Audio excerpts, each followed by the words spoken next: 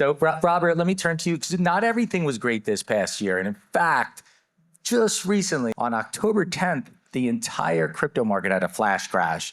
Was not pretty. Some of it was a flash, came right back. Some of it was not. Maybe you could speak to that. Like what happened? What are the reasons behind it? Did it teach us? And also one of the things that I noticed that my clients, because I'm representing huge institutional buyers who often run leveraged portfolios. Obviously, if you have a highly volatile asset and you lever it up, it becomes even more volatile. So the automatic deleveraging features that are out there in the crypto market, they worked. Maybe too good. Maybe you could speak to that as well. Yeah, no, absolutely. As you said, it was crypto's largest liquidation in the history of crypto. And some of the numbers that have been batting around, you got to be careful with the numbers, but 20 billion, 25 billion, I think it's probably a lot higher than that as well, because a lot of the exchanges around the world, and particularly in DeFi, don't necessarily report the numbers that well. But it was a huge stressful event with a ton of cash, a ton of assets just gone. So why is that important? Well, as we get more and more institutional investors into this space, we have to be very cognizant of the differences between TradFi and crypto. And whereas 2022-23 was really a lesson in counterparty risk, October 10th was a lesson in infrastructure and how robust our infrastructure is. And the lesson was, it wasn't a failure. I wouldn't really call it a failure because crypto still exists. And after 24, 48 hours, the markets resumed as normal. We kept trading and markets have been actually until this morning fairly stable. But it was a test and the result wasn't all that great.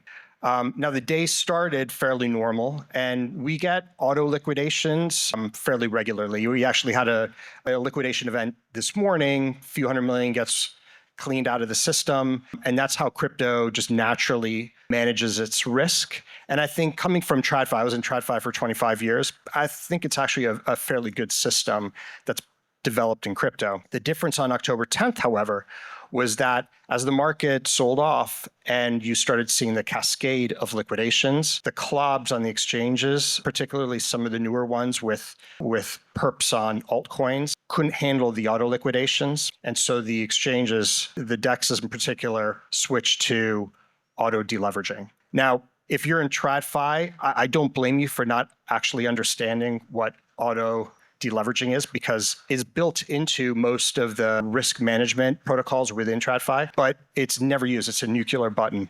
And if you did, you would deleverage my losing position, not my gaining position, typically. Yeah, they just pair all the losers against the winners, and then everything gets wiped out. You only do this in TradFi if your exchange is about to go under. But in crypto, it tends to be used a little more loosely, and it hasn't really been used all that often, but it was very, very prominent on the 10th.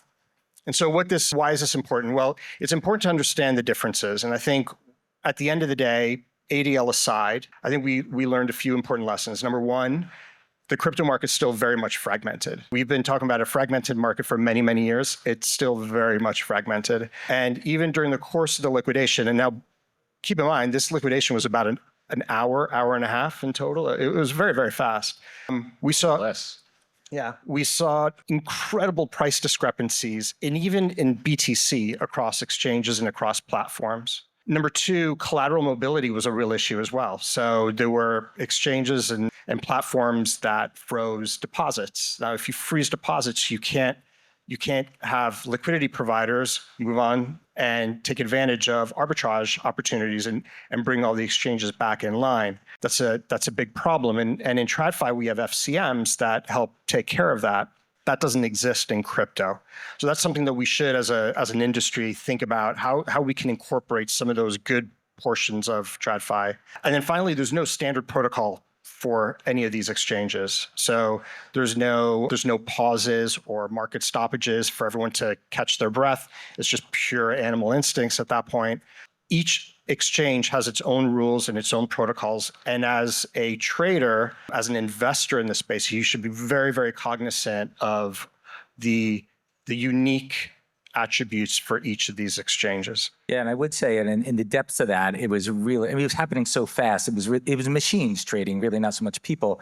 And when you do that, and then the next bid gaps down, and so it just accelerates on itself. And as we all know from even TradFi, liquidity is there normally, but sometimes it's not there at the time you need it. And liquidity is not what it is in CeFi.